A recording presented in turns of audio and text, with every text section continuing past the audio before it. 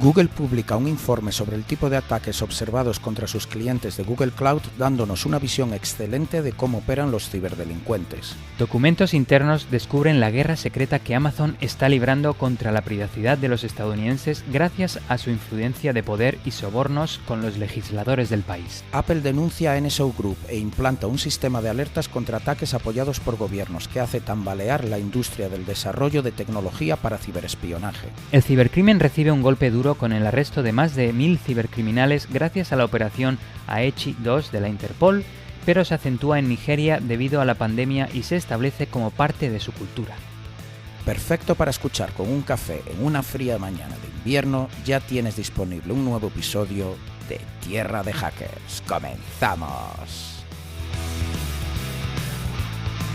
Hola y bienvenidos a Tierra de Hackers, tu noticiero de ciberseguridad hecho podcast. Hoy es el 7 de noviembre de 2021, este es el episodio número 43, yo soy Martín Vigo y está conmigo todavía haciendo la digestión del pavo de Thanksgiving un famélico Alexis Porros. Hola Alexis, ¿qué tal? Muy buenas Martín, ya estamos en diciembre. Ese mes mágico de la Navidad, del estar con la familia y de estar relajados. Con eso, quiero recordar a todos nuestros oyentes que no bajen la guardia en temas de ciberseguridad, ya que los cibercriminales se aprovechan de estos tiempos en los que estamos más propensos a cometer errores, por ejemplo, en un ataque de phishing. En cualquier caso, no quiero alarmar, solo concienciar y nada, un toque de atención en esos días. Y bueno, primero de todo, como siempre, agradeceros a todos vosotros el seguimiento que nos hacéis en las redes sociales, donde nos enviáis vuestras preguntas, comentarios, audios, incluso alguno que no quiere escribir y nos envía su audio con sus comentarios sobre el podcast, sugerencias y... Bueno, muchas gracias por todo ese apoyo. Os recordamos que deberíais estar suscritos a nuestro podcast en vuestra plataforma de escucha favorita. Si todavía no nos tenéis con vosotros allá donde vayáis, ya sabéis que estamos en todas las plataformas.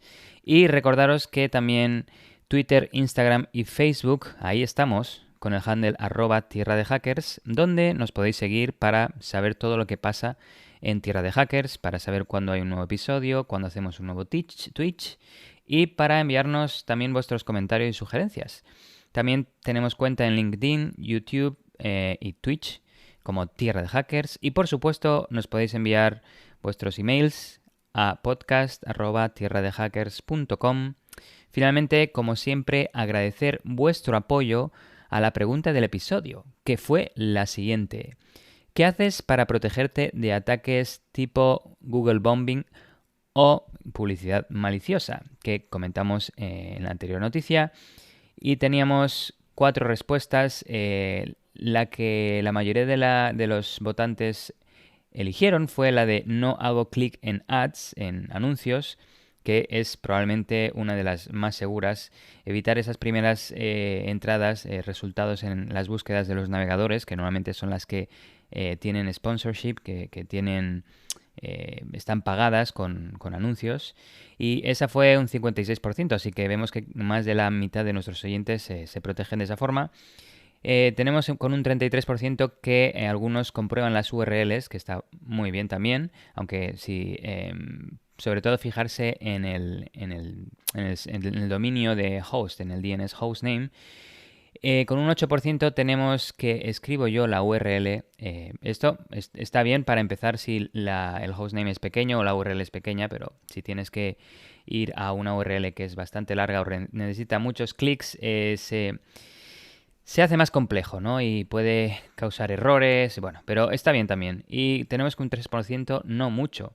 Así que bueno, vemos que la mayoría de nuestros oyentes hacen algo y lo mejor de todo esto es saber que al menos estáis concienciados y sabéis que es el Google Bombing y que es una amenaza ahí en Internet. Pues mira, lo considero que hemos hecho bien los deberes, que Tierra de Hackers está ayudando a concienciar a la gente de los peligros que hay en Internet y bueno, es unos buenos porcentajes de gente tomando medidas para protegerse, más allá de ya los típicos plugins en los navegadores y tal. Esto de la publicidad puede ser abusado de muchas maneras, y me alegro que hayamos tenido la oportunidad en Tierra de Hackers de cubrirlo, debido a que en las últimas semanas, pues ya te digo, ha habido muchas noticias relacionadas con ello. Pues bueno, nos lanzamos ya por la primera noticia, y sobre Threat Horizons, y es que esta semana me topé con una nueva iniciativa de Google que le pusieron este nombre, Threat Horizons. Se trata de un nuevo informe sobre las amenazas en Internet que afectan a la nube, y especialmente que su equipo de investigadores ha observado abusando Google Cloud, que viene siendo pues el equivalente de AWS de Amazon, pero de Google. Para los menos técnicos, AWS, Google Cloud, Azure y otros son básicamente servidores en la nube que las empresas utilizan cuando no quieren invertir en infraestructura y prefieren alquilarla, básicamente. El equivalente de, en vez de comprar muchos ordenadores en la tienda, se los alquilas a alguien y te cobran en base a lo que lo usas. Esta última parte es importante, porque si tienes a alguien dentro de esos ordenadores que pagas por uso, si también lo está usando para actividades maliciosas esa persona que te ha comprometido, no solo tus datos y reputación está en riesgo, sino también tu capital, ya que tu factura subirá mucho. Es como si alguien se engancha la luz de tu casa y deja la luz encendida todo el día, o se pone a minar Bitcoin. La factura de la luz la vas a pagar tú. Dicho esto, quiero mencionar que tenéis que disculparme el eco que escucháis en este episodio, y es que estoy de vacaciones viajando y vamos, jamás os vamos a dejar sin episodio de Tierra de Hackers. Puede que lleguemos un día antes o un día después, pero como os decimos siempre, los malos no descansan, y nosotros tenemos una responsabilidad con nuestros oyentes de informaros, aunque sea aquí metidos en una sala vacía con algo de eco. Aunque la calidad del sonido sea un poquito peor por mi parte esta semana, espero que no sea demasiado problema. Bueno, volviendo a la noticia. Por todos es sabido que Google tiene un equipo espectacular de expertos dedicados a la ciberseguridad, y en concreto el equipo TAG, o Threat Analysis Group, se encarga de investigar los trends de grupos y actividades maliciosas en Internet, ¿no? Digamos que es como una policía investigadora pues de todos los actores maliciosos que hay por Internet, sobre todo a una escala importante, ¿no? Y peligros que hay. Este informe de Threat Horizons nos brinda una buena vista global de los tipos de ataques que están viendo, y me ha parecido perfecto para Tierra de Hackers. Como decía, el reporte se centra en el abuso de su solución en la nube, Google Cloud, y los actores maliciosos que han observado este grupo del TAG comprometiendo las instancias de sus clientes. Es decir, la inteligencia que este equipo de Google tiene está basado en el uso por parte de los clientes de Google de su solución en la nube Google Cloud, y en base a eso pues han hecho un reporte de todos los ataques que están viendo, y es muy bueno para traeros aquí porque cubre muchos vectores de ataque. Así que lo vamos a dividir en 5 observaciones principales, ya que me he leído todo este reporte, así que indaguemos, queridos oyentes, indaguemos. Primera observación que han hecho: minado de criptomonedas. Ese es el abuso mayoritario que han observado que sucede cuando delincuentes hackean las instancias de Google Cloud de los clientes de Google. Concretamente, de las últimas 50 instancias comprometidas, el 86% se pusieron a minar criptomonedas a favor, por supuesto, de los delincuentes. Es decir, te comprometen tus servidores y literalmente se ponen a fabricar dinero. Este es el mundo en el que vivimos. Recordemos que minar criptomonedas, por lo general, requiere mucho esfuerzo computacional, y conviene recordar que la nube se paga por uso, como explicaba antes. Recordad, aquello de, esto es el equivalente de que alguien entre en tu servidor y se ponga a minar criptomonedas, es lo mismo que se te engancha la luz de casa. Algo que me pareció interesante y que quiero destacar es que por lo general también las criptomonedas usan de manera intensiva tarjetas gráficas para minar, porque minar requiere resolver problemas matemáticos y las tarjetas gráficas son especialmente buenas en ello, ¿no? Pero lo curioso es que no es tan común tener instancias en la nube con buenas tarjetas gráficas, porque normalmente no las utilizas ya que no tienes una interfaz gráfica, sino que sueles acceder a ellas a través de una shell. A no ser, por supuesto, de que estés utilizando la nube pues, para machine learning y otro tipo de algoritmia big data que sí requiere de una computación, para resolver problemas matemáticos muy potente. Así que, como describen en este reporte, los actores maliciosos también minaban Chia. No era Bitcoin o Ethereum, también minaban Chia. Chia es una criptomoneda que, a diferencia de Bitcoin y otras criptomonedas más conocidas, no está basada en la capacidad computacional, sino en el espacio. Es una criptomoneda que consume espacio de disco duro, no ciclos de la tarjeta gráfica. Esto, si lo pensáis, está muy bien pensado, porque sí es más común que las instancias en la nube tengan muchísimo espacio disponible, porque en general las empresas utilizan la nube para almacenar datos y tener una disponibilidad de acceso rápida y efectiva a estos datos. Tened en cuenta que Google tiene servidores distribuidos por todo el mundo, por tanto el acceso es mucho más rápido dependiendo de dónde esté tu cliente. Por tanto, Chia es una criptomoneda perfecta para minar en la nube, para el crimen de comprometer servidores en la nube. Y esto, por supuesto, los atacantes también lo saben. El reporte comenta que un 10% de las últimas 50 instancias comprometidas se utilizaron para escanear Internet en busca de otros sistemas para comprometer. Recordar, antes mencionábamos que el 86% de estas últimas 50 se utilizaba para minar criptomonedas, pues un 10% se utiliza para buscar otros sistemas en Internet para comprometerlos.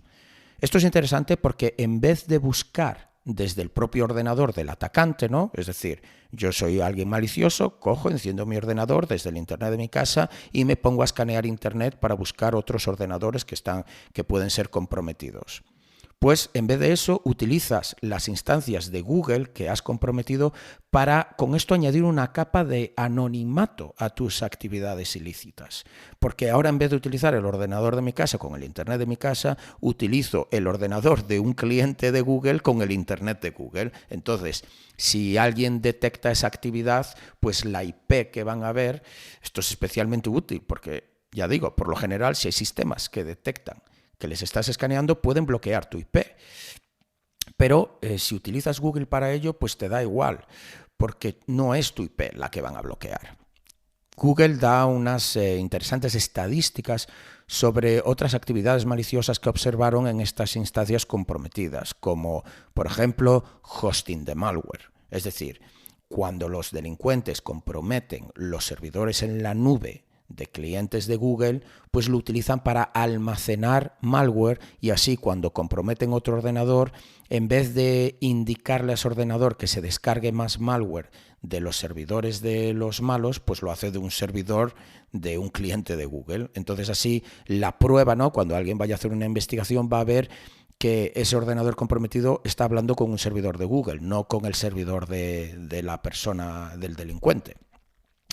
Otro es para lanzar ataques pues, contra otras víctimas, como un poco como lo que decía antes, pues en vez de utilizar el ordenador de tu casa para atacar a una empresa, utilizas de puente, ¿no? Utilizas estos servidores de Google para atacar a esa empresa. Por tanto, añades como, digamos, un salto adicional que podría dificultar y seguramente dificulte las investigaciones de alguien que intente averiguar quién está atacando a esa empresa, porque lo que van a ver es que el tráfico viene de Google, no del delincuente. hosting de contenido ilegal. Esta es otra cosa que han observado, y con esto no se refieren a malware, sino probablemente a contenido como, lamentablemente, pues pornografía infantil y otro tipo de material que es altamente ilegal. Otra cosa que han observado son bots para Distributed Denial of Service Attacks, que esto viene siendo bots que permiten generar una ingente cantidad de tráfico hacia los servidores de una víctima para así hacer que estos servidores se caigan, que ya no estén disponibles. Esto lo vemos muy a menudo, no es un ataque sofisticado, lo vemos mucho por parte de trolls, básicamente, o atacantes poco sofisticados que simplemente pues quieren hacer que una página web, por ejemplo, deje de estar disponible, lo cual puede generar muchísimas pérdidas. Pensemos en, por ejemplo, comercio online, ¿no? Si, por ejemplo, tú tiras pues la web de un banco o de Zara, que vende ropa online o lo que sea, si eso no está disponible, la gente no puede comprar, no puede consumir. Por tanto, estás perdiendo dinero por cada minuto que tu web no esté funcionando. Pues en vez de utilizar el ordenador de tu casa para hacer muchas peticiones a ese servidor, utilizas los servidores de Google. Una vez más, añadiendo también esa capa de anonimato. Y por último, utilizan también estas instancias comprometidas de Google Cloud para mandar spam. El spam ya sabemos que es un problema genérico en Internet y todos recibimos muchísimo spam cada día. Pero lo interesante también es saber cómo han comprometido estas instancias en la nube, ¿no? Porque ahora ya sabemos qué hacen los delincuentes con estas instancias, pero ¿cómo han llegado a comprometerlas? Al fin y al cabo es un producto de Google, ¿no? Y uno pensaría que es seguro. Como decía antes, Google tiene un equipo de seguridad espectacular, una cantidad de profesionales que es una pasada. Pues bien, en el 75% de los casos, el compromiso o el vector de ataque se debió a malas prácticas de los usuarios y vulnerabilidades en software de terceros. ¿Esto qué quiere decir? Que Google sí desarrolla una solución en la nube segura, pero por supuesto esto es un producto avanzado que tiene muchos botones, muchos ajustes y muchas configuraciones. Por tanto, lo que se ha visto es que en el 75% de los casos no es que sea una vulnerabilidad en el producto de Google, sino que son problemas a la hora de ser configurado por parte de los clientes.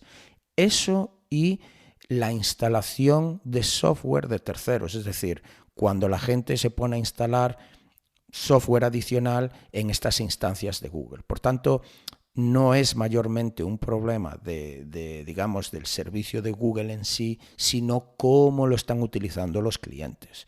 Pero un dato todavía más alarmante es que de ese 75% que os mencionaba, el 48% corresponde a instancias accesibles desde Internet con contraseñas muy pobres o sin ninguna contraseña. Sin ninguna contraseña. Recordemos que Google Cloud y otras soluciones en la nube se utiliza por parte de empresas que tienen nuestros datos, se utiliza por parte de empresas que tienen nuestra información bancaria, se utiliza para almacenar muchísima información sobre nosotros. Y nos encontramos que más de la mitad de estos servidores que se comprometen por razones de fallos de usuarios es porque o tienen una contraseña muy pobre o ni la tienen. Las empresas a las que nosotros le estamos dando nuestra información pensando o deseando que la protejan, exponen esta información a Internet, en muchos casos, ni siquiera protegiéndola con una contraseña. Bueno, la verdad es que esto es muy triste y, por un lado, algo que muchos en el mundo de la ciberseguridad ya sabemos, pero que aquí tenemos una vez más a Google reforzando, ¿no?, esto a través de datos. Y bueno, 25% fue debido a la instalación por parte de los usuarios de software adicional que tenía vulnerabilidades. Es decir, de ese 75%, pues un 25% El problema es que no solo que utilizaban software de terceros, que bueno, eso se puede comprender, ¿no? Pero es que tenía vulnerabilidades y a veces, bueno, pues las puede tener y el usuario, el cliente no lo sabe, pero otras veces a lo mejor es simplemente el no actualizar, mantener actualizado el software que estás instalando en tus servidores, o simplemente utilizas versiones antiguas, o simplemente software que ya no está mantenido. Ese es otro problema. Pero bueno, cambiando un poco de marchas, os doy otro dato interesantísimo de este informe. Google calculó, atención, el tiempo medio entre la creación de una instancia de Google Cloud y cuánto tarda en comprometerse. Es decir, Google calculó el tiempo entre que un cliente real le paga a Google para que le dé una instancia, es decir, un servidor en la nube, y cuánto tarda ese servidor en cuanto esté en Internet en ser comprometido, en ser hackeado. Hagan apuestas. ¿Cuánto tiempo creéis que pasa entre que expones tu nube a Internet y te la hackean? Esa es la pregunta. 30 minutos.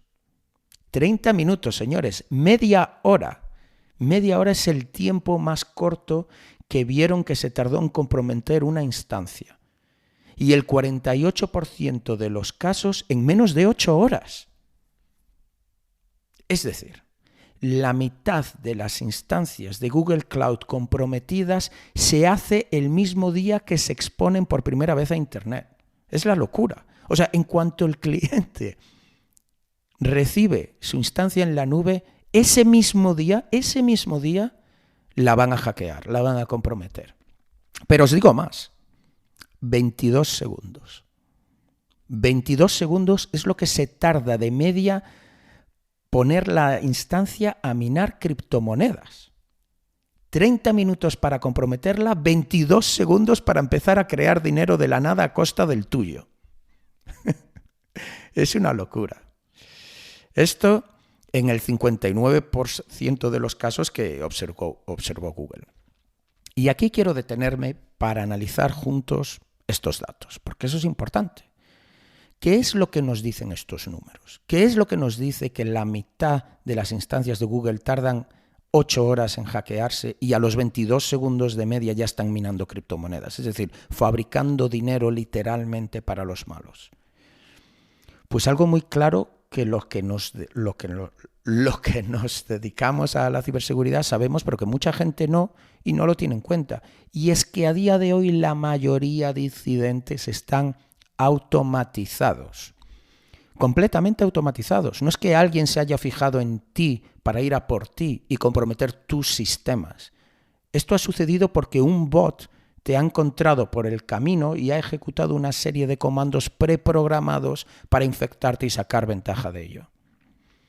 Esto lo digo porque tengo personalmente amigos que suelen restar importancia a protegerse, escudándose en quién les va a hackear a ellos, que no son nadie, ¿no? A mí, ¿quién me va a hackear? Que levante la mano quien no haya escuchado alguna vez a algún amigo cuando le comentas de los peligros en Internet. Pero a mí, ¿quién me va a hackear? Hombre, no seas exagerado, yo no soy nadie, tal. Es que no se trata de eso, señores. Si tú sigues en un Windows 7 sin parchear, sin actualizar, es cuestión de tiempo que te caiga un ransomware. Esto es así porque Internet está plagado de programitas escaneando IP tras IP en busca de vulnerabilidades fáciles de explotar. No es un ruso en su casa buscándote a ti concretamente. Es un ruso en su casa soltando un programita, un bot, un sistema automatizado que escanea no tu casa, no tu ordenador, sino todo Internet. Y tu ordenador está expuesto a Internet. Lo va a encontrar. Si tú no dejas la puerta de tu casa abierta porque ¿quién va a ir a por ti, no? No dejes tu ordenador sin actualizar. No dejes tus cuentas sin autenticación de doble factor. Es que es lo mismo. Recuerda el gran refranero español. La ocasión hace al ladrón. Ok, sigamos con otros vectores de ataques que el equipo de Google ha observado. Este es interesante porque implican directamente a Rusia, concretamente al archiconocido Fancy Bear, también conocido como APT28 y que ya os hemos cubierto aquí en Tierra de Hackers varias veces. Es uno de los grupos de delincuentes sponsorizados por un gobierno más temibles, la verdad. Pues los han pillado enviando emails falsos, es decir, phishing, haciéndose pasar por el propio equipo de Google, el TAG. Es que es buenísimo, o sea, ellos se están haciendo pasar por este equipo de Google que ha hecho este reporte. Resulta que Google tiene un sistema de alerta en el que te mandan un correo si creen que eres víctima de ataques por parte de un grupo delictivo apoyado por un gobierno, ¿no?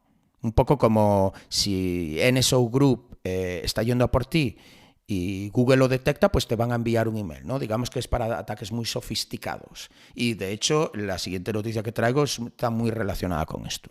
Pues bien, estos emails de phishing utilizaban la misma narrativa, una alerta falsa, igual a la que te envía Google legítimamente, y que te invitaba a cambiar la contraseña de Gmail para que te protejas.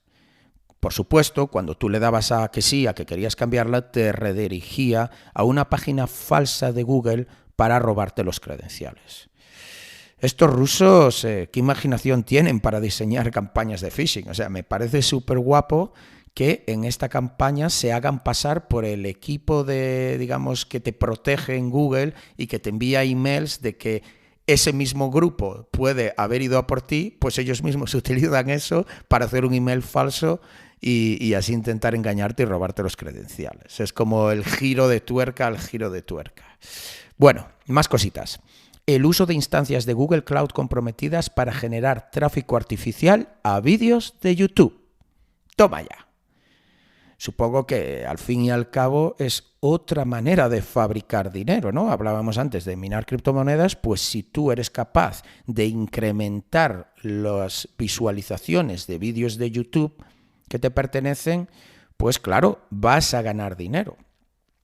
Además, estos atacantes no solo usaban instancias que comprometían, sino también abusaban de ofertas que hace Google en las que ofrece créditos para Google Cloud si te registras por primera vez, y también se registraban con tarjetas de crédito nuevas y luego declinaban el pago. Me imagino que utilizaban tarjetas de crédito virtuales. Por tanto, utilizaban estas instancias de Google Cloud que habían comprometido para generar tráfico a sus vídeos de YouTube y así obtener dinero, o simplemente utilizaban créditos gratuitos y ofertas de manera que tuviesen algo de tiempo, algo de uso en estas instancias de Google para luego no pagar la factura y total, ya habían generado el tráfico, o sea que les daba igual. Otro más que implica a otro grupo sponsorizado por un gobierno, Corea del Norte y anuncios falsos de empleo para la empresa Samsung. Curiosamente, el informe hace hincapié en que es el mismo grupo que en el pasado ya había usado esta técnica para comprometer a investigadores y que de hecho Alexis cubrió en su día en Tierra de Hackers. Pues parece ser que están de vuelta y esta vez haciéndose pasar por gente de recursos humanos de Samsung. Lo que hacían era enviar descripciones de puestos de trabajo falsos en un PDF y el PDF en sí no funcionaba cuando lo intentabas abrir. Entonces, ¿qué vas a hacer tú si estás interesado en ese empleo? Pues cuando la víctima escribe de vuelta al supuesto agente de recursos humanos de Samsung informándole que no puede abrir el PDF, le enviaban un software especial para poder ver el PDF que supuestamente estaba protegido y por eso no lo podía ver, que tenían que utilizar este software especial. Evidentemente, el malware era malware y es una versión modificada de un software conocido como PDF-Tron y que instala un implante en el ordenador de la víctima que permite a los norcoreanos el control del ordenador. Este malware estaba almacenado en Google Drive, usando la plataforma de Google una vez más para hostear, para almacenar y distribuir este software malicioso y hacer que el origen de dicho software parezca legítimo al venir de un servidor de una empresa pues como Google, ¿no? En vez de que el programita te llegue a tu ordenador desde Corea del Norte, pues te llega de Google Drive, que parece un poquito más legítimo. En fin, No quiero alargar la noticia demasiado, pero me ha parecido muy interesante este informe de Google. Da luz a los numerosos ataques que están sucediendo todos los días en Internet. Si os tenéis que quedar con algo, queridos oyentes, que sea este mensaje. Hoy en día no es una persona quien va a comprometer tu vida digital, sino un programa especialmente diseñado para automatizar todo el proceso. Hacking on Demand. Por supuesto, como siempre, os dejo el informe completo de Google, este Threat Horizons, en las notas del episodio. Y también quiero comentaros que hemos hecho un partnership con Monad, una empresa que comparte los mismos valores que Tierra de Hackers, hacer la ciberseguridad más accesible y transparente. Nosotros lo hacemos a través de un podcast y esta empresa Monad a través de una herramienta de gestión y visualización de telemetría y datos relacionados con la seguridad. Una empresa fundada en Silicon Valley y que está buscando muchos ingenieros, sobre todo ingenieros con algo de experiencia en ciberseguridad, para ayudarles a construir y, hacer realidad su misión. Lo mejor de todo es que están contratando en todo el mundo y en remoto, así que ya sabéis, echarle un vistazo a la web si os interesa, y la web es monad.com, monad.com, echarle un vistazo.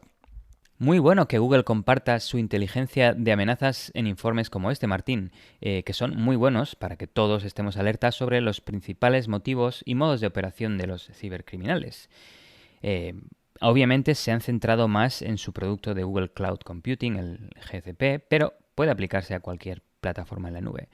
Sobre las vulnerabilidades explotadas por los grupos APT, me sorprende todavía, y ya vemos que la mayoría de ellas son por las típicas medidas fáciles de aplicar que fallan en implementar los usuarios, como las contraseñas débiles o la falta de autenticación. Vamos a ver ya. Esto lo hemos comentado creo que miles de veces en el podcast. Hay que usar contraseñas únicas que sean fuertes y activar el doble factor allá donde se pueda. Así que ya sabéis, si eso no lo tenéis en vuestras cuentas, sobre todo las más importantes como Google, que lo tienen todo, o vuestros bancos online, ya sabéis, hacerlo ahora mismo. Después de acabar de escuchar el podcast.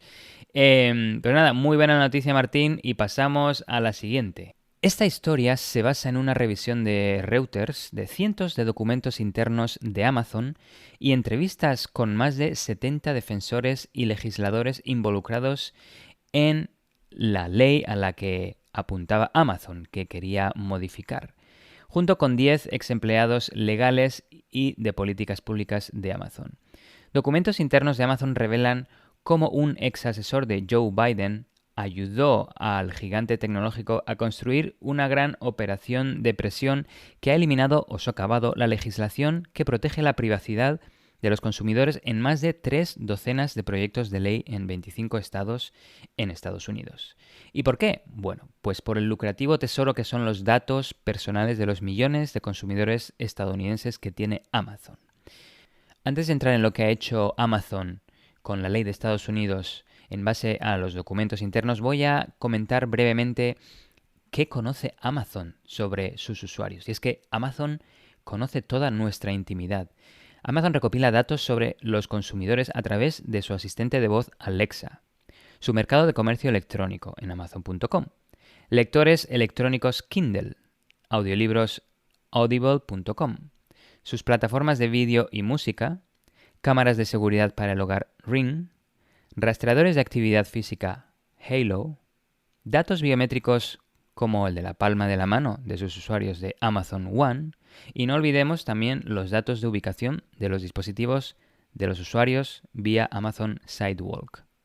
Los dispositivos Alexa también pueden obtener datos de teléfonos móviles y otros equipos que no son de Amazon, incluidas las entradas del calendario del iPhone junto con los nombres de las personas con las que se han programado las reuniones. Esta información puede revelar la altura, el peso, la salud de una persona, su origen étnico a través de pistas contenidas en datos de voz e inclinaciones políticas, sus hábitos de lectura y compra, su ubicación en un día determinado y, a veces, con quién se ha encontrado. Amazon domina las ventas de altavoces inteligentes en Estados Unidos. Se estima que el 69% de los usuarios de altavoces inteligentes que son unos 64 millones de personas, usan dispositivos de Amazon, según una firma de investigación Insider Intelligence. En mayo, Jeff Bezos dijo a los accionistas de Amazon que Alexa tenía el potencial de ser otro pilar más en el negocio de Amazon, junto con su mercado en línea, su club de lealtad Amazon Prime y la unidad de computación en la nube de Amazon Web Services AWS. Y ahora voy a entrar en un par de casos específicos sobre los datos que tenía Amazon sobre esos usuarios. Y es que un legislador de Virginia, Ibrahim Samirah, que colaboró con Reuters en este artículo y que está a favor de la privacidad de los usuarios, pidió a Amazon que le entregara los datos que tenía sobre él y que incluían más de 1.000 contactos de su teléfono. Tenía registros de exactamente qué parte del Corán había escuchado.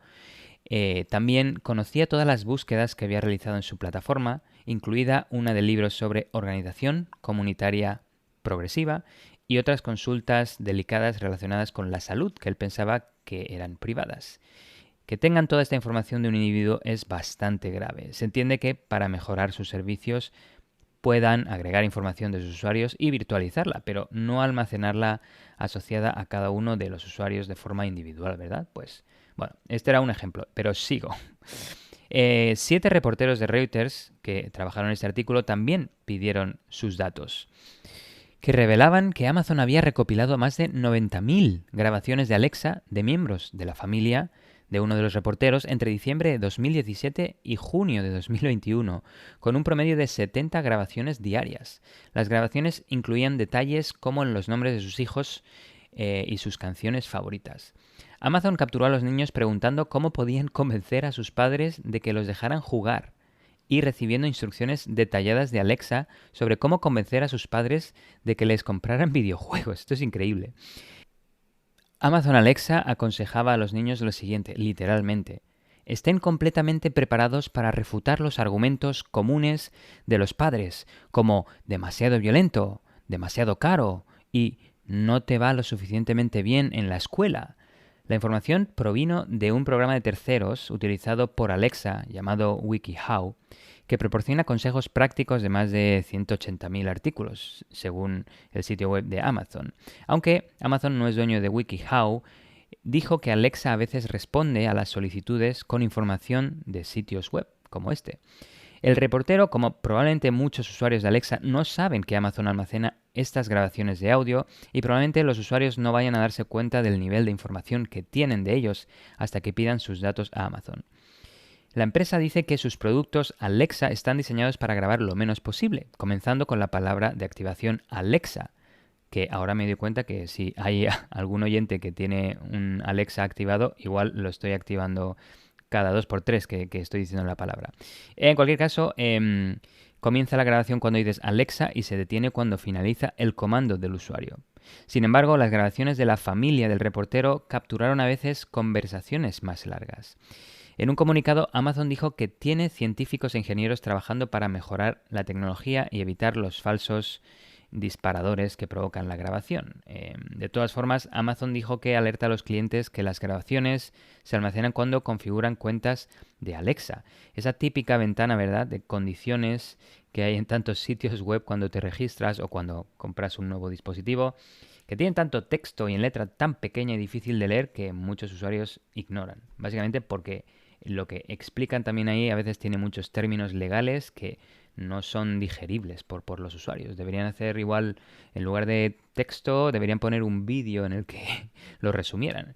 En cualquier caso, la política de privacidad de Amazon tiene 3.500 palabras, no es nada pequeña, que enlaza además con más de otras 20 páginas relacionadas con la privacidad y la configuración del usuario. Y esto le da a la empresa Amazon una amplia libertad para recopilar datos de sus usuarios. Amazon dijo que la política describe su recopilación, incluso un intercambio de datos de una manera que sea fácil de entender para los consumidores, algo que se podría debatir, ¿verdad? Otro ejemplo de recopilación de datos es el de los lectores de libros electrónicos Kindle, que rastrean con precisión los hábitos de lectura, como en el caso del reportero, que registró más de 3.700 sesiones de lectura desde 2017, incluidos registros con marcas de tiempo por milisegundos de los libros que había leído. Amazon también rastrea las palabras resaltadas o buscadas, las páginas que se han ido pasando y las promociones vistas. Así que ya sabéis.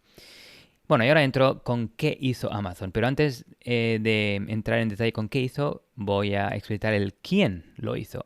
Porque esto no vino así, digamos, de Jeff Bezos, porque él contrató a alguien para que lo hiciera por él, alguien bastante bueno. Y es que el arquitecto de esta campaña oculta contra las protecciones de la privacidad ha sido Jay Carney, quien anteriormente era el director de comunicaciones de Joe Biden, cuando Biden era vicepresidente, y además como secretario de prensa del presidente Barack Obama. Contratado por Amazon en 2015, Carney reportó al fundador Jeff Bezos y construyó un potente grupo de presión o lobby de políticas públicas que ha crecido de unos 24 empleados en 2015 a alrededor de 250 en la actualidad. Un documento de 2018 que revisa los objetivos de los ejecutivos para el año anterior identificó la regulación de privacidad como un objetivo principal para Carney. El objetivo decía literalmente cambiar o bloquear la legislación de Estados Unidos y la Unión Europea que impediría el crecimiento de los dispositivos con tecnología de Alexa. La misión incluyó derrotar las restricciones sobre inteligencia artificial y tecnologías biométricas, junto con bloquear los esfuerzos para hacer que las empresas divulguen los datos que guardan sobre los consumidores. El grupo de presión de Amazon contra las protecciones de privacidad tiene como objetivo preservar el acceso de la compañía a datos detallados de los consumidores. El análisis también comenta lo siguiente, que me pareció digno de compartir con vosotros, queridos oyentes, y era lo siguiente. ¿Cuándo fue la última vez que dejaste entrar a un extraño en tu casa y dejar que escuchara tus conversaciones, mirara lo que ves en la televisión, mirara las grabaciones de tus cámaras de vídeo y, bueno, obtuviera todos tus datos sobre reuniones y similares, ¿no? Bueno, pues Amazon es ese extraño en tu espacio personal, que además te sigue. Carney y sus ayudantes definieron una operación de presión agresiva al principio de su mandato.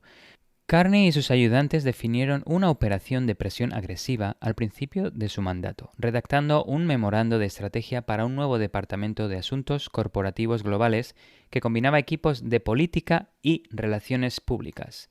El memorando fue escrito en 2015 con unas 4.200 palabras, bastante completo. Una versión preliminar afirmó literalmente que los periodistas y los legisladores deberían respetar y temer a Amazon como una fuerza para el bien, porque mejora la vida de los clientes y crea millones de puestos de trabajo y una mayor prosperidad económica. En su declaración posterior, Amazon dijo que el comentario sobre temer a Amazon era un comentario de edición sobre un borrador inacabado. Sí, claro, y nosotros nos lo creemos. En cualquier caso, gracias a Carney y Husseman, Amazon lanzó un programa llamado Riego de las Flores para cultivar un jardín bien cuidado de legisladores VIP, importantes, influyentes, que pudieran ayudar con desafíos políticos o crisis, y lo hicieron a través de donaciones políticas, reuniones y recorridos por el sitio, las instalaciones, las fábricas, los almacenes de Amazon. Todo esto de forma cuidadosamente controlada. Amazon categorizó a los funcionarios por su importancia estratégica. El nivel más alto incluía líderes en el Congreso y en las legislaturas de dos estados clave, California y Washington, donde Amazon luchó contra la legislación sobre privacidad. Dichos legisladores VIP deben ser seleccionados para reuniones, visitas al sitio de Amazon o donaciones de campañas al menos una vez al año, así decía el memorando. Voy a comentar primero un ejemplo sobre la lucha y la victoria de Amazon contra las leyes de privacidad en el estado de Washington. Entre los primeros objetivos del equipo de Carney se encontraba un proyecto de ley del estado de Washington para regular la biometría, incluidas las grabaciones de voz, las huellas dactilares y los escáneres faciales. El representante de la Cámara de Representantes, valga la redundancia, Jeff Morris, presidente del Comité de Tecnología, presentó una medida en enero de 2015 que buscaba dar a los consumidores más control sobre dichos datos. El proyecto de ley finalmente se aprobó en 2017, pero solo después de que Amazon y otras firmas habían pulido sus protecciones de privacidad al convencer a los legisladores de que insertaran un lenguaje alternativo a favor de Amazon, que directamente fue copiado textualmente del email enviado por Amazon a estos legisladores. Esto es increíble. Los representantes de Amazon nunca tomaron una posición pública sobre el proyecto de ley, sino que se apoyaron en grupos comerciales que la compañía financió para oponerse a él en las audiencias. Eso fue parte de una estrategia más amplia e inteligente que le permite a Amazon, digamos, estar en la sombra, estar oculto y evitar todo el calor público, toda la crítica de los usuarios por oponerse directamente a las medidas de protección al consumidor. Lo hacía a través de intermediarios para que no se supiera que fuera Amazon, pero gracias a estos documentos internos, pues ahora lo sabemos. Y ahora vamos con la gran victoria de Amazon en el estado de Virginia. En lugar de centrarse en destituir la legislación que se opone a Amazon, como lo ha hecho en el ejemplo anterior en California y en muchos otros estados, ahora la empresa se está centrando más en redactar proyectos de ley favorables a ellos y lograr que se aprueben en legislaturas amistosas, en estados en los que Amazon cae bien a los gobernadores. Y así lo consiguió este año en Virginia, donde Amazon convenció al senador demócrata David Marsden de que introdujera la legislación de privacidad que Amazon había redactado, literalmente. Este proyecto de ley de amplio alcance fue diseñado para apaciguar a la industria de la tecnología y ofreció poca protección a los consumidores, y se aprobó en febrero de 2021 con poca oposición. Amazon ha aumentado sus donaciones políticas de Virginia de $27.000 en 2016 a $270.000 el año pasado, un incremento 10 veces mayor. El total de 2020 es más de lo que Amazon donó en cualquier otro estado, excepto California. La compañía es ahora uno de los mayores donantes de los comités de recaudación de fondos demócratas y republicanos de la legislatura en Virginia. Fijaos que a Amazon le da igual con quién irse, con tal de conseguir lo que quiere.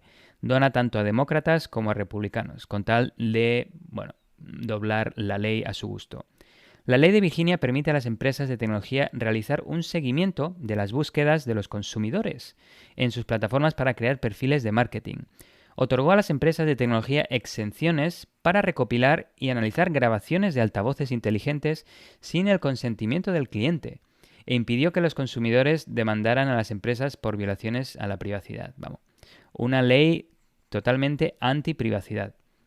Virginia es un punto importante para Amazon, ya que su proximidad a Washington, D.C. ofrece inmensos beneficios estratégicos en relación a lucrativos contratos con agencias de inteligencia y de defensa. Y fue en Virginia donde Amazon Web Services construyó uno de sus mayores centros de datos. Ahora un caso bastante interesante y cómo Amazon juega con las emociones compradas para conseguir sus propósitos de la ley en California. Y es que allí el gigante del comercio electrónico ha socavado ya 3 esfuerzos para exigir a las empresas que notifiquen a los consumidores u obtengan su permiso antes de almacenar o compartir sus grabaciones de voz. El último esfuerzo de Amazon para detener la regulación de las grabaciones de voz se centró en un proyecto de ley del asambleísta republicano Jordan Cunningham. Cuando Cunningham reintrodujo la medida este año, Amazon adoptó un enfoque de manipulación novedoso. Argumentó que las protecciones de privacidad dañarían a las personas discapacitadas. ¿Cómo? ¿Qué argumento es este? Bueno, en una audiencia de abril del Comité de Privacidad de la Asamblea del Estado de California, un defensor de los derechos de las personas con discapacidad testificó que el proyecto de ley de Cunningham era una forma de discriminación contra las personas con discapacidades. El defensor Lamondre Pogue, que usa una silla de ruedas, testificó que los requisitos de consentimiento del proyecto de ley confundirían a los clientes y potencialmente harían que los dispositivos fueran menos funcionales para las personas con discapacidades. Poe testificó que representaba una organización de derechos de las personas con discapacidad llamada Billion Strong.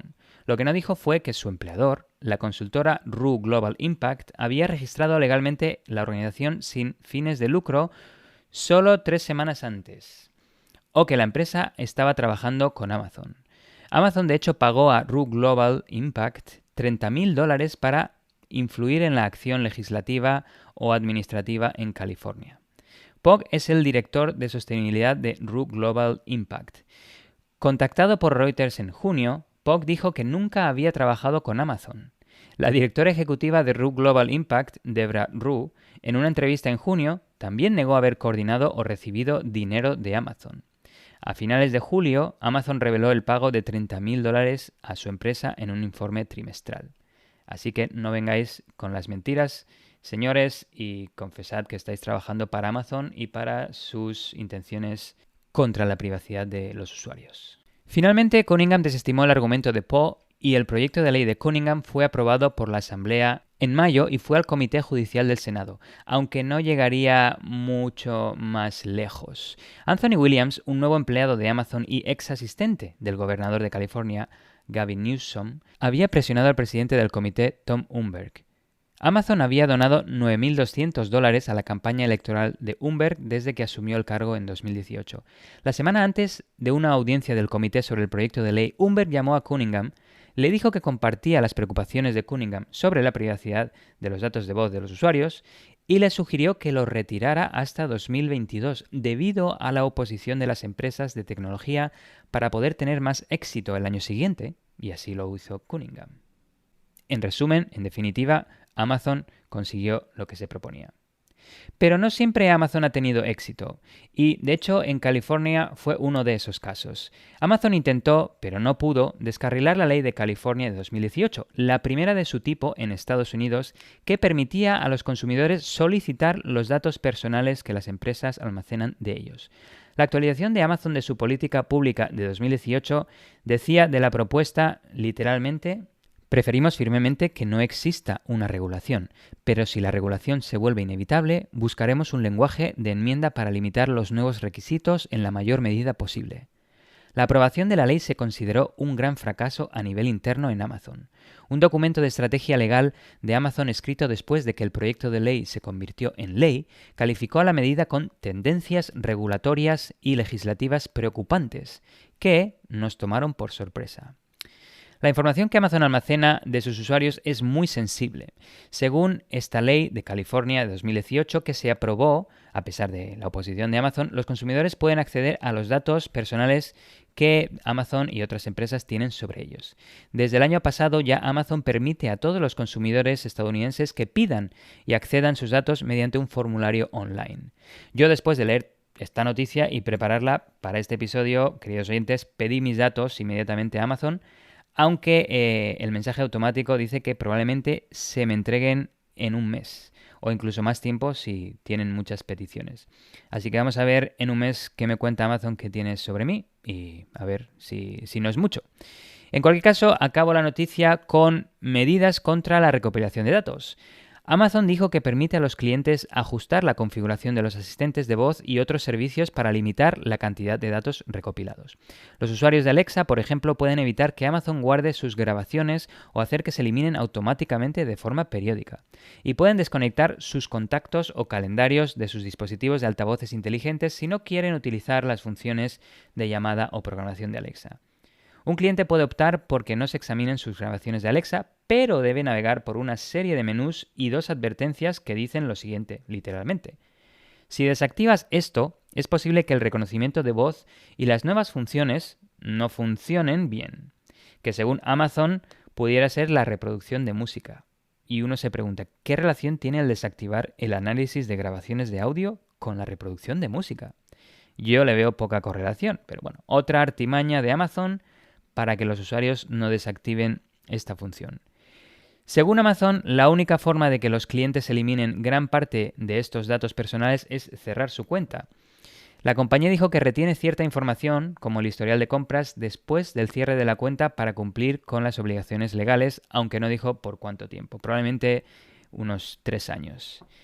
Y bueno, aquí vemos cómo Amazon es capaz de manipular, podríamos decir, entre comillas, sobornar a muchos legisladores de Estados Unidos, aunque como hemos visto a veces tiene éxito, otras veces no lo tiene, como por ejemplo esta ley tan importante de California de 2018 que permite a nosotros, los usuarios, conocer qué tiene Amazon sobre nosotros y luego decidir si queremos seguir siendo usuarios de ellos o no.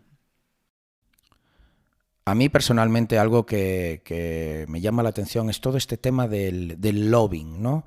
Y que seguro que sucede en todos los países, pero no sé, me da la impresión que en Estados Unidos es donde más. Esto de que empresas privadas pues suelten pasta a políticos para que se inclinen hacia una postura que les favorece, ¿no? Y esto aquí muchas veces se habla como algo normal, el tema del lobbying.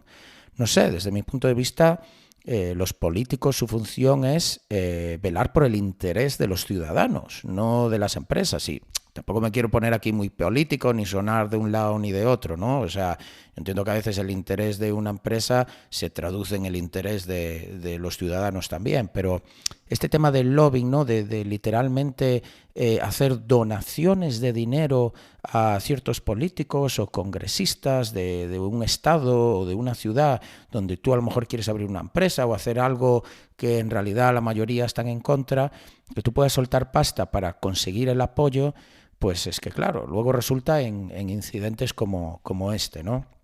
La verdad, no sé, pero aquí en Estados Unidos parece algo muy recurrente, muy normal y casi que aceptado por la sociedad. Es algo que no deja de sorprenderme. Pero bueno, continuamos con mi siguiente noticia y vamos a hablar de Apple y de NSO Group.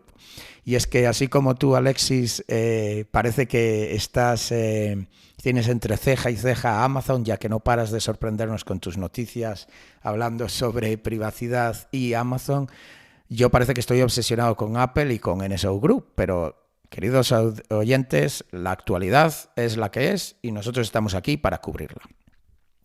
Así que os aviso del déjà vu que vais a experimentar. Pero es que os traigo una nueva noticia, ya os digo, sobre NSO Group. Lo sé, parece que NSO Group está presente en cada episodio de Tierra de Hackers, pero esta noticia es diferente, os lo aseguro. Y es que nada más y nada menos que Apple acaba de denunciar a NSO Group. Por si sois nuevos en Tierra de Hackers, mencionar brevemente que NSO Group es una empresa israelí que se dedica al desarrollo de software malicioso centrado mucho en telefonía y que vende a gobiernos con propósito de hacer campañas de espionaje. Que Apple denuncie a NSO Group me parece un paso muy relevante en la industria y situación actual. La sentencia de esta denuncia puede dar un giro a la legalidad, o más bien a la alegalidad, porque no está muy bien regulado este tipo de empresas. Y es que los problemas con estas empresas son de sobra conocidos, no ya por desarrollar software con un potencial muy devastador para la privacidad de las personas, sino que tenemos numerosos casos en el que los mismos gobiernos han abusado este tipo de tecnología ilegalmente para espiar a víctimas como periodistas, disidentes y rivales políticos. Pues Apple la semana pasada publicó una nota de prensa en la que informaba que pasaba a denunciar jurídicamente a NSO Group por, y cito textualmente, el espionaje y ataques a usuarios de productos de Apple. Apple dice también, y esto es relevante porque lo hemos escuchado de investigadores, de políticos y de expertos en ciberinteligencia, pero ahora lo escuchamos incluso del propio fabricante, cito textualmente, NSO Group se dedica a crear tecnología altamente sofisticada para espionaje con apoyo de gobiernos que permite espiar a sus víctimas. NSO Group gasta millones de dólares en desarrollar este tipo de tecnología sin ningún tipo de supervisión. ¿Y en qué se basa específicamente la denuncia de Apple? Pues en lo que ya cubrimos en el episodio 38. El exploit denominado Forced Entry y que NSO Group usaba para instalar su famoso implante Pegasus. Apple también dice que NSO Group ha violado las leyes estadounidenses, tanto estatales como federales. La nota de prensa de Apple hace una especial mención también a dos organizaciones sin ánimo de lucro que luchan contra este tipo de industrias, Citizens Lab y Amnesty Tech, y que tantas veces hemos ya hablado aquí de su trabajo. Y añade que colabora estrechamente con estas organizaciones a partir de ahora, donando 10 millones de dólares y además cubrirá cualquier gasto legal en caso de que sean denunciadas. También dice Apple que dará recursos a Citizens Lab para ayudar con sus investigaciones, incluyendo inteligencia recolectada por Apple, apoyo técnico de ingenieros de Apple y todo esto de manera gratuita. Para terminar, Apple menciona que ha avisado a varios clientes de que han sido víctimas de espionaje por parte de NSO Group siendo infectados por el exploit Forced Entry. Y si bien hasta aquí llega la nota de prensa de Apple, ya sabéis que en Tierra de Hackers siempre indagamos a fondo para daros toda la información. De hecho, muchos emails que nos enviáis o comentarios por Twitter nos decís que es una de las cosas que os gusta de Tierra de Hackers, que no nos quedamos en la superficie de las noticias, sino que indagamos a fondo. Así que buscando más noticias relacionadas, me encontré que Apple, de hecho, no solo notificó a estos usuarios de que habían sido víctimas, sino que ha lanzado un nuevo servicio que llama Apple Threat Notifications. Un servicio de notificaciones centrado en avisar a los usuarios de productos de Apple si están siendo perseguidos o vigilados por grupos criminales con apoyo gubernamental. Toma ya. Esto la verdad es que me ha parecido muy top y desde luego jamás quiero recibir una de estas notificaciones porque recordemos, esto no se trata de, digamos, un antivirus para todos los usuarios de Apple. Está centrado exclusivamente en grupos de delincuentes muy sofisticados a nivel gubernamental. Tienes que ser una persona de interés nacional para ese país para que vayan a por ti, pero vamos, que el mayor fabricante de dispositivos móviles haya llegado al punto de tener que desarrollar un sistema de alertas para este tipo de adversarios, dice mucho del mundo en que vivimos y el nivel al que está el ciberespionaje a nivel mundial. Y aquí toca pararse y preguntarse, ¿no? Como hice yo, de hecho, cuando estaba preparando esta noticia para vosotros. ¿Informará Apple a todos los atacantes a sus usuarios por parte de gobiernos o solo de gobiernos que se considerarán enemigos? En otras palabras, siendo Apple una empresa americana y teniendo en cuenta las revelaciones de Edward Snowden en su día en el que publicaba documentación que daba luz a un programa de espionaje masivo por parte de los servicios de inteligencias americanos, completamente ilegal, por cierto, porque también recolectaba información de ciudadanos americanos, ¿incluirá Apple en su sistema de alertas intentos de espionaje por parte de Estados Unidos? Porque claro, yo según preparaba esto, me parece muy bien el sistema de alertas, pero ¿va a permitir el país donde está la sede de Apple que también alerte sobre cuando su propio servicio de inteligencia hace esto?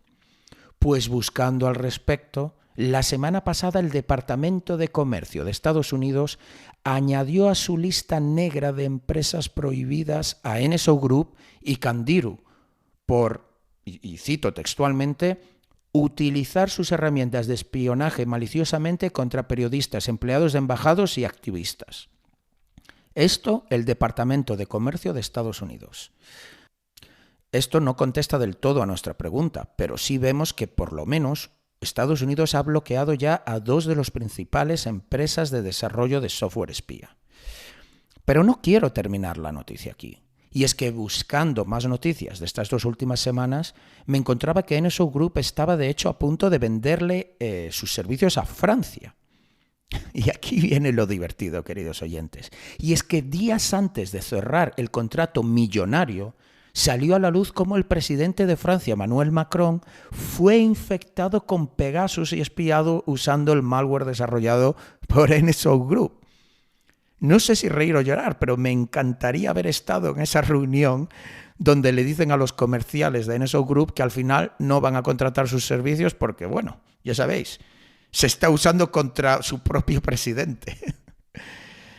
Y ya para terminar, mencionar otra noticia esta semana pasada, y es que después de que Estados Unidos bloqueara a NSO Group y a Candiru y Francia rompiese un contrato millonario con NSO Group, el gobierno de Israel, el mismo país que acoge a todas estas empresas que desarrollan tecnología para ciberespionaje, ha reducido la lista de países a los que las empresas que se dedican a esto pueden vender su tecnología. Y es que sí, Israel, consciente de esta industria, tiene una lista de países a los que permite a las empresas en su país vender productos dedicados al ciberespionaje. Pues bien, han reducido esa lista a 37 países de los 102 países que contenía originalmente. Es decir, Israel permitía a sus empresas vender productos de espionaje a 102 países y desde la semana pasada solo entre comillas, lo permite a 37 países. Entre estos países se encuentra, entre los países, que han sido eliminados de esa lista que permite venderse, es decir, países en los que ahora Israel no confía como para permitir a sus empresas venderle la tecnología, está Arabia Saudí, país del que ya os hemos hablado, que se acusa de usar Pegasus contra un periodista americano que fue descuartizado por sus servicios de inteligencia en la embajada turca, y México. Tenemos muchos oyentes en México, así que me pareció importante remarcarlo. Israel ha prohibido a las empresas de su país vender productos de ciberespionaje a México. Si bien esto se puede ver como algo positivo para los residentes y ciudadanos mexicanos, uno se pregunta qué ha hecho México para que le eliminen de esta lista de países en los que Israel confía como para venderle este tipo de productos.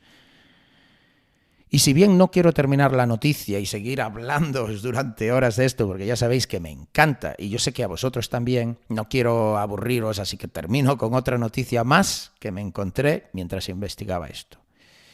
Y es que como colofón a todo este entramado, la semana pasada la agencia Reuters publicaba que los teléfonos de varios diplomáticos norteamericanos habían sido infectados con el implante de NSO Group. Toma ya.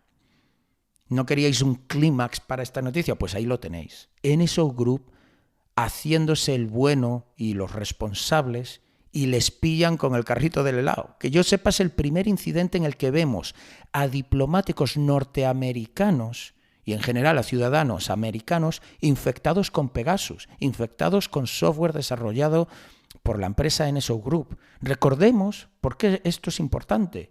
Porque Estados Unidos e Israel tienen una alianza muy potente. Así que esto es una, puñalada por la espalda. Teóricamente, NSO Group decía que no permitía el espionaje a países aliados. Pero claro, ¿cómo controlan lo que hacen sus clientes? Pues es que lo mejor de todo son las declaraciones de NSO Group cuando esto salió a la luz la semana pasada. Cito textualmente lo que dice un representante de NSO Group. Nuestro software bloquea la infección de cualquier teléfono cuyo número empieza por +1. +1, queridos oyentes, es el código del país de Estados Unidos y Canadá, pero joder, me parece un mecanismo muy pobre basarte en eso solamente para bloquear infecciones. O sea, tú tienes un software con capacidad de escuchar llamadas, leer mensajes, infectar un teléfono completamente y que se utiliza por gobiernos, y el mecanismo de defensa que implementas para evitar que se pueda utilizar contra ciudadanos americanos es que su teléfono no empiece por +1. ¿Acaso no pueden tener múltiples números de teléfono? ¿Acaso no pueden utilizar llamadas con un teléfono y a lo mejor Telegram con otro teléfono por temas de privacidad? Sobre todo cuando hablamos a nivel de embajadores, a nivel de investigadores, periodistas, disidentes. ¿Cómo implementas este mecanismo? Es muy pobre. En fin, yo espero que todo esto que ha sucedido en las últimas semanas sea una estocada final a la industria del ciberespionaje. No creo que vaya a desaparecer, estoy seguro de ello, pero quizá vemos una reducción en el abuso de estas tecnologías contra personas que no han hecho nada ilegal y son simples periodistas disidentes o activistas. Y terminó la noticia con la pregunta del episodio. ¿Qué te parece que Apple haya denunciado a NSO Group, querido oyente? Y te doy 4 opciones. La primera, ¿te parece bien? Apple es un ejemplo a seguir. Debería haber más empresas que hacen esto. La segunda es pura estrategia de marketing. A lo mejor tú crees, querido oyente, que Apple está simplemente tirando de marketing, como siempre va con el tema de la privacidad por bandera y ese es su mensaje principal. A lo mejor tú crees que realmente a Apple esto le da igual y simplemente lo utiliza como una estrategia de marketing. Una tercera opción que os damos es dudo sobre sus intenciones reales. Es decir, A lo mejor creéis que Apple sí tiene buenas intenciones, pero no deja de ser una estrategia de marketing, como mencionaba. No sabéis bien por dónde están los tiros. Y os doy estas opciones realmente porque es un debate que me encontré en Twitter, ¿no? Por supuesto, hay los fanboys de Apple, hay los haters de Apple, pero vi debates interesantes de gente con cierta reputación, o por lo menos que yo respeto, ¿no?, en la industria. Y la cuarta opción es que os parece mal que Apple haya denunciado NSO Group, porque consideráis que NSO Group no hace nada malo. Y bueno, os queremos dar esta opción, pues porque está claro que esta tecnología también se puede utilizar, y estoy seguro que se utiliza, para cazar a malos muy malos, a terroristas, a pedófilos, a gente muy malvada. Entonces, a lo mejor consideráis que esto, digamos que, como se dice en inglés, a necessary evil, ¿no? Es algo que puede tener consecuencias negativas, pero lamentablemente es necesario en el mundo que vivimos. Pues esas son las 4 opciones y, por supuesto, como siempre, os dejamos los enlaces a todas las noticias y reportes en las notas del episodio. Yo cada día los veo más cerca a los del NSO Group, aunque me encanta ver que incluso su gobierno ha limitado los países con los que pueden comercializar su software espía. Y es bueno también que Apple se muestre opuesto al uso de software espía de NSO, pero más que oponerse legalmente, debería invertir más en protecciones de seguridad técnica de sus dispositivos contra las técnicas de NSO. Pero bueno, muy buena noticia, Martín, y ya nos vamos con la última noticia del episodio. Una operación conjunta entre la Interpol y 20 países para combatir el fraude en línea concluyó con el arresto de 1.003 personas y la interceptación de $27 millones de fondos ilícitos. Las naciones participantes incluyeron a Angola, Brunei, Camboya, Colombia, China, India, Indonesia, Irlanda, Japón, Laos, Malasia, Maldivas, Filipinas, Rumanía, Singapur, Eslovenia, Corea del Sur, España, Tailandia y Vietnam. La operación también se basó en unidades policiales de Hong Kong y Macao. Si hiciéramos la cuenta de una distribución uniforme en base al dinero incautado y la cantidad de cibercriminales arrestados, tendríamos que cada uno tendría en su poder unos $27.000, una cantidad que parece algo baja si pensamos en todos los ataques que se ven debido a ransomware, phishing y criptomonedas sobre todo. Pero es una cantidad bastante jugosa para el nivel de vida de algunos de los países en los que los cibercriminales viven y fueron arrestados. La operación llamada Haechi 2, que fue llevada a cabo desde junio a septiembre de este año, se centró en delitos en línea como estafas románticas, fraude de inversión y lavado de dinero asociado con juegos de azar ilegales en línea. Pero también reveló un esquema de compromiso de correo electrónico empresarial, en inglés Business Email Compromise, en Colombia y generó alertas sobre malware vinculado al popular programa de Netflix Squid Game.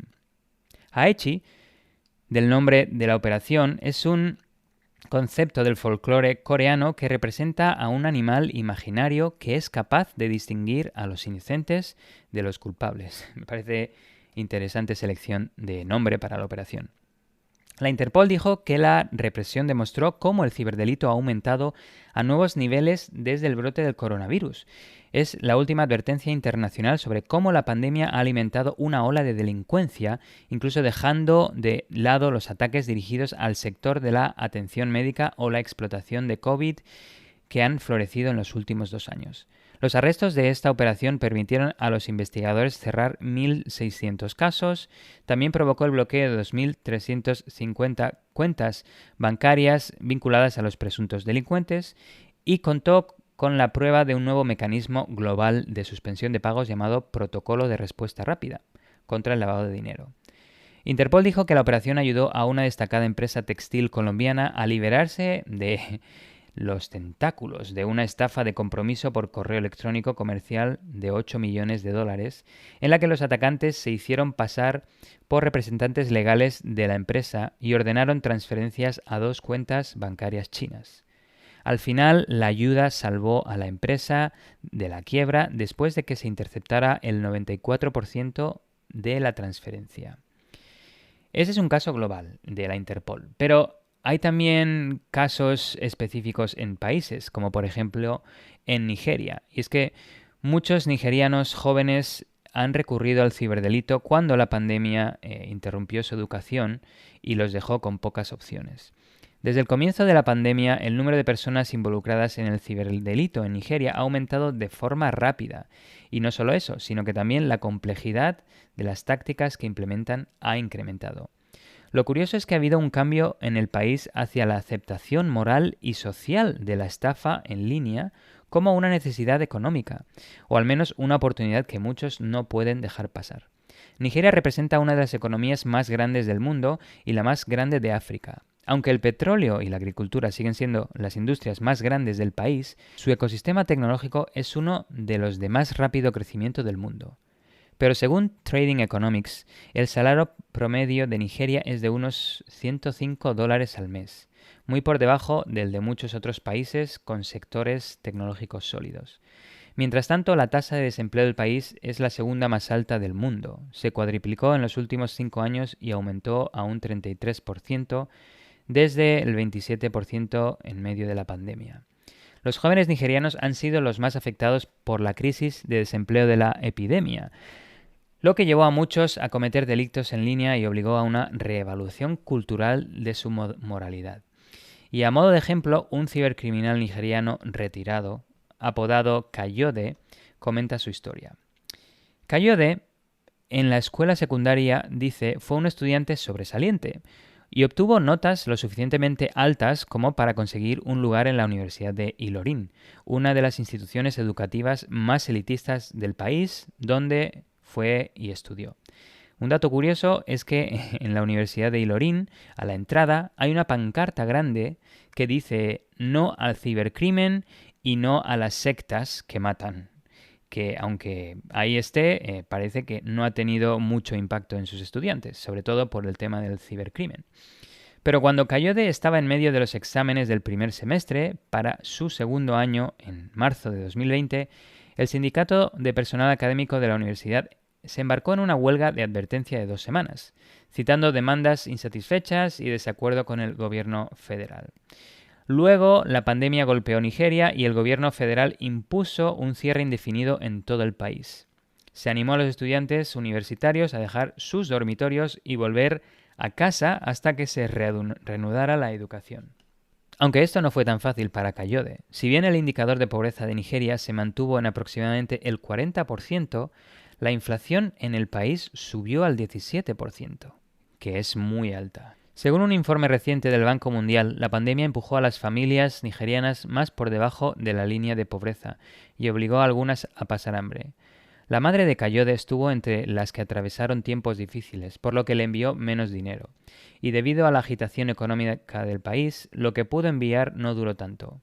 Dijo que podía comprar incluso menos con el dinero debido a la inflación. Kayode dijo que primero buscó trabajos normales, había aprendido diseño gráfico y tomado cursos de marketing online, por lo que primero intentó monetizar esas habilidades e incluso intentó adquirir algunas nuevas.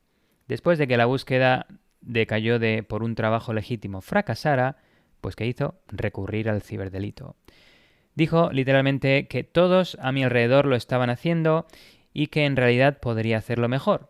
Mirando hacia atrás, me doy cuenta de que ni siquiera lo vi como una decisión importante, simplemente parecía el siguiente paso sensato que podía hacer. Cuando Kayode comenzó en el tema de la ciberdelincuencia, dijo que se dedicaba principalmente a estafas de aplicaciones de citas, fraude en el que el actor pretendía ser un interés amoroso para defraudar a la víctima de dinero o datos personales que podrían usarse para solicitar beneficios o préstamos.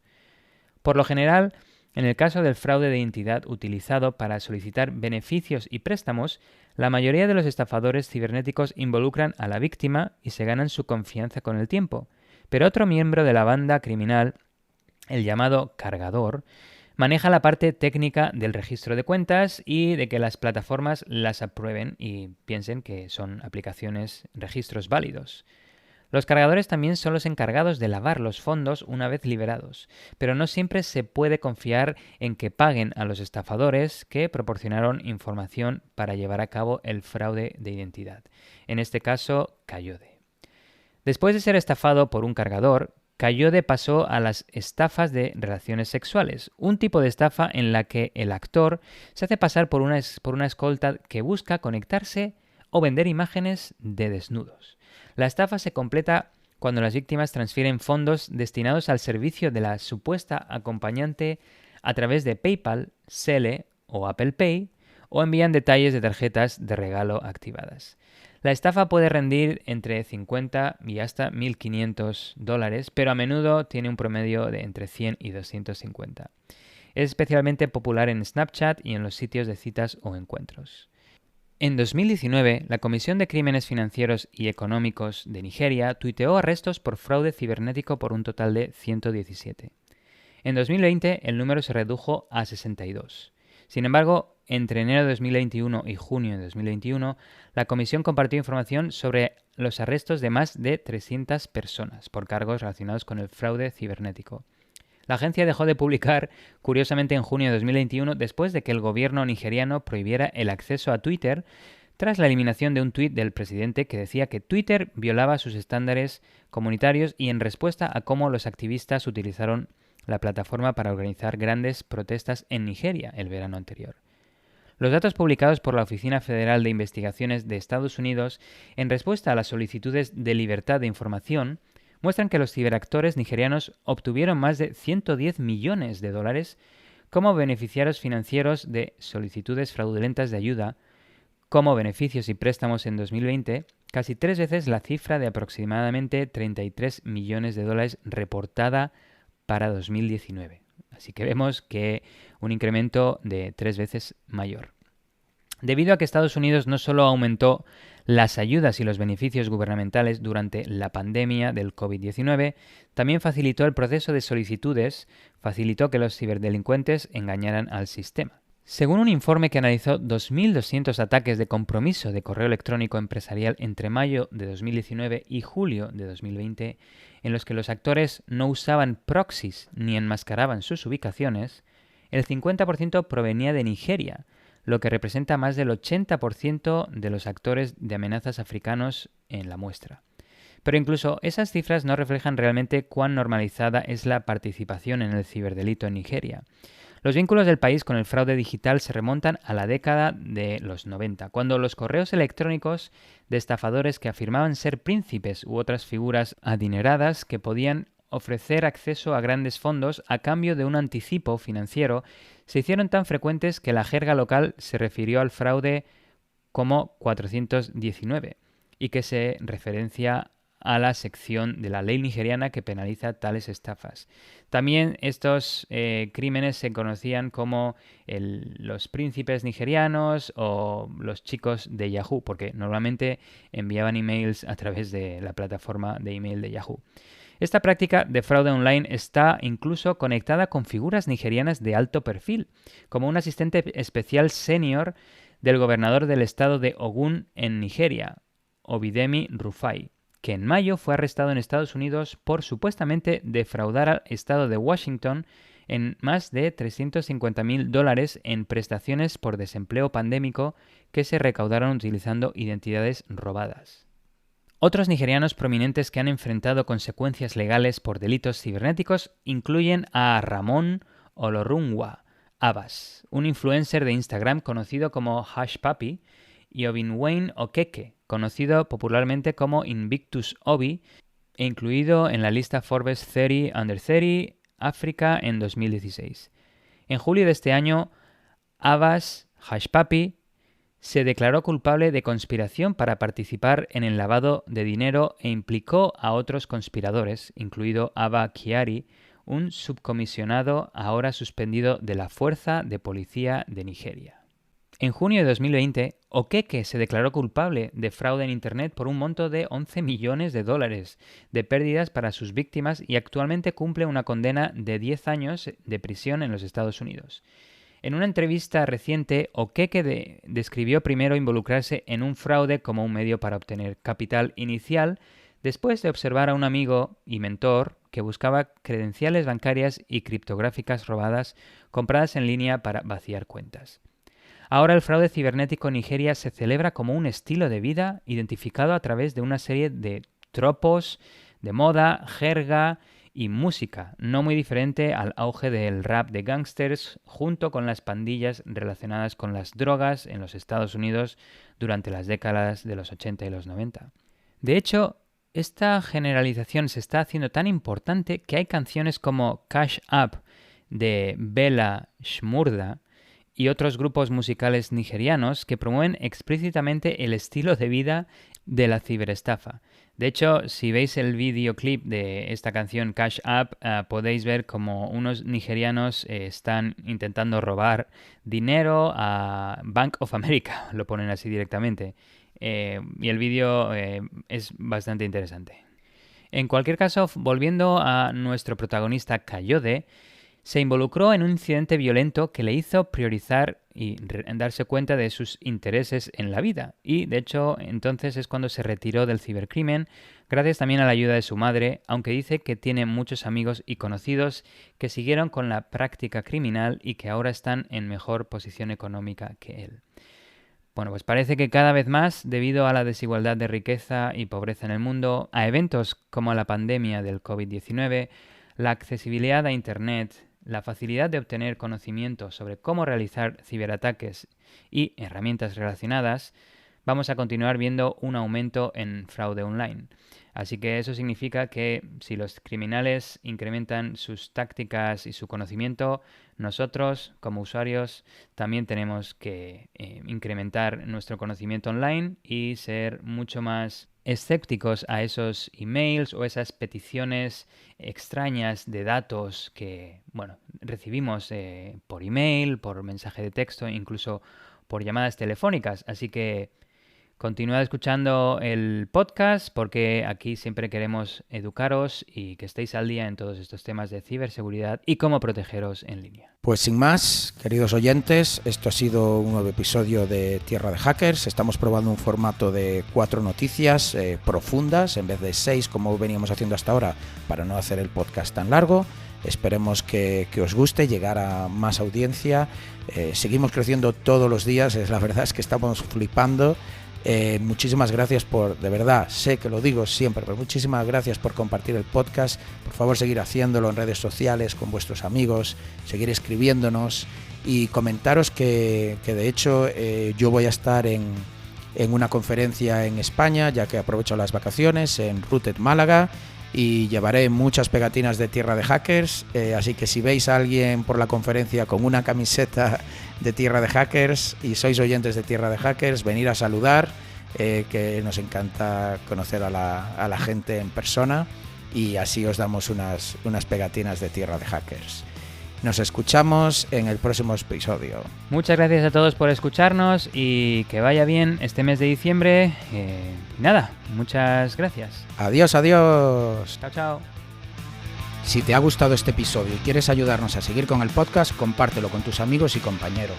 Con tu apoyo podremos atraer y despertar el interés por la ciberseguridad de mucha más gente. Acuérdate de dejarnos un comentario y una valoración donde nos estés escuchando. También puedes seguirnos en Twitter, Instagram y Facebook. Te esperamos en el próximo episodio de Tierra de Hackers.